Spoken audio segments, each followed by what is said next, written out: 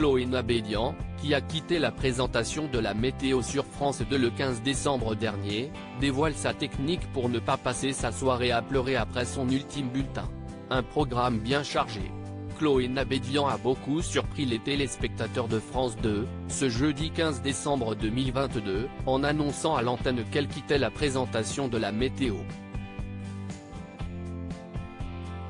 Bien que la décision lui appartienne, les adieux n'ont pas forcément été évidents pour l'animatrice, qui occupait ce poste depuis plus de 6 ans.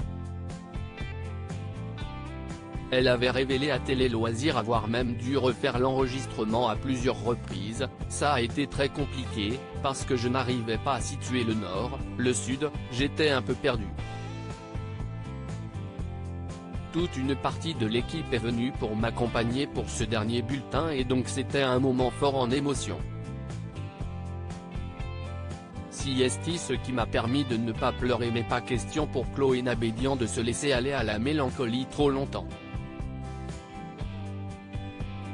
Interrogée par nos confrères de Closer, elle explique avoir trouvé un remède pour passer une agréable soirée. J'ai organisé un grand pot avec mes collègues de la météo et toute l'équipe technique pour les remercier de m'avoir si bien accompagné toutes ces années, confie-t-elle. Des festivités qui se sont même prolongées une fois rentrée chez elle. Le hasard a voulu que ce soit le jour de la diffusion du deuxième numéro de À la vie, à la terre, qu'elle présente sur TV5 Monde depuis début novembre, note de la rédaction, tournée au Maroc. Je recevais à la maison une douzaine de personnes de l'équipe autour d'un tagine poulet citron olive.